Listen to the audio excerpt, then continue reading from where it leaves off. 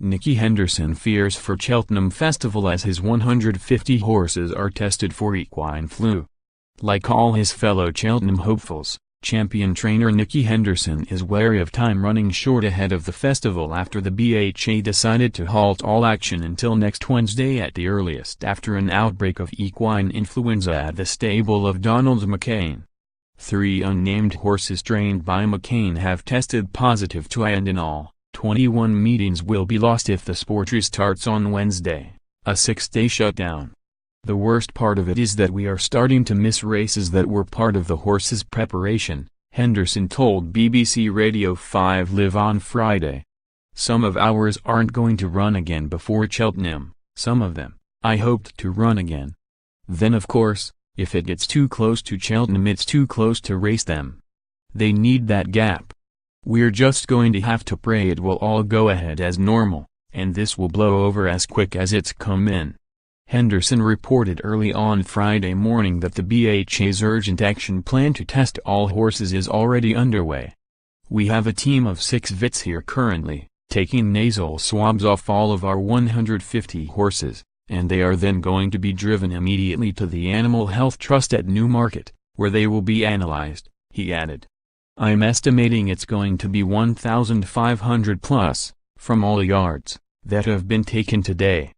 In attempt to limit the potential spread of the highly contagious disease, the BHA cancelled all 4 meetings on Thursday before informing all stables which had runners at Ayr and Ludlow on Wednesday and potentially come into contact with McCain runners that they could not move horses from their stables.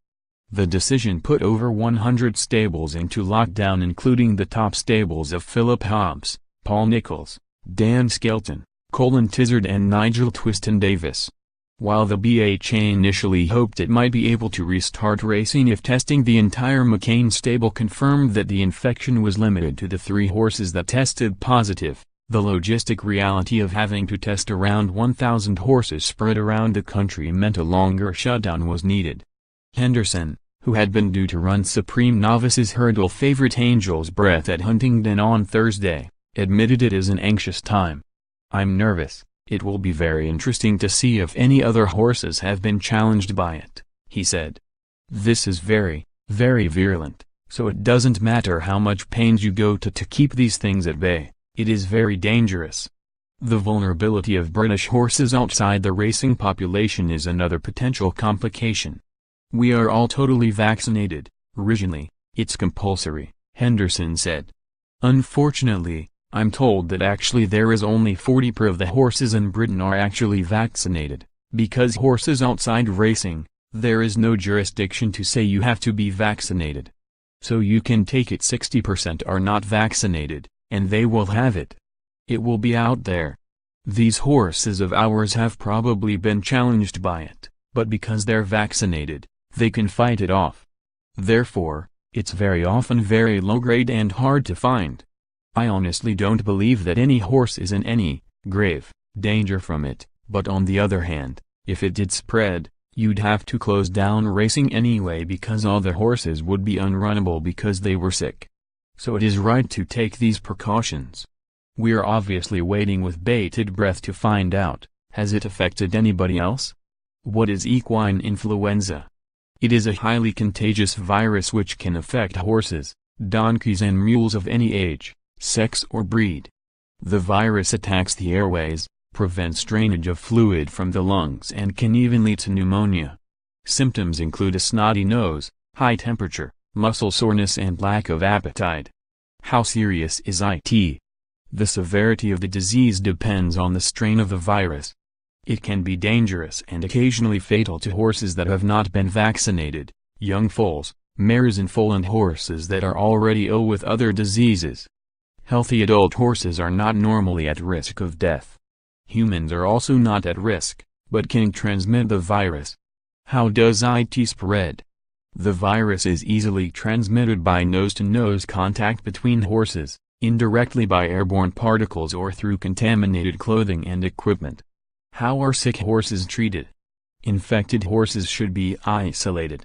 There are no antiviral drugs, but anti-inflammatories can lower temperature and reduce muscle soreness. In severe cases, Intravenous fluids may be necessary and antibiotics can be administered if a secondary infection sets in. How long does it take to recover? The illness lasts from 2 to 10 days, but it takes up to 2 months for the respiratory tract to completely repair. Horses should be given a week to recover for every day they were sick. How are horses protected?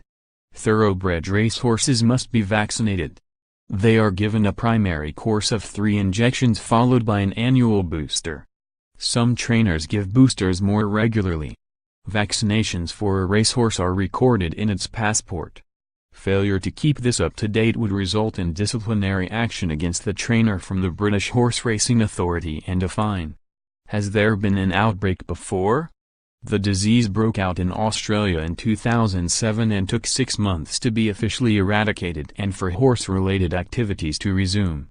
The BHA confirmed that the situation in the UK is not the same because Australian thoroughbreds, unlike those in Britain, are not vaccinated against flu.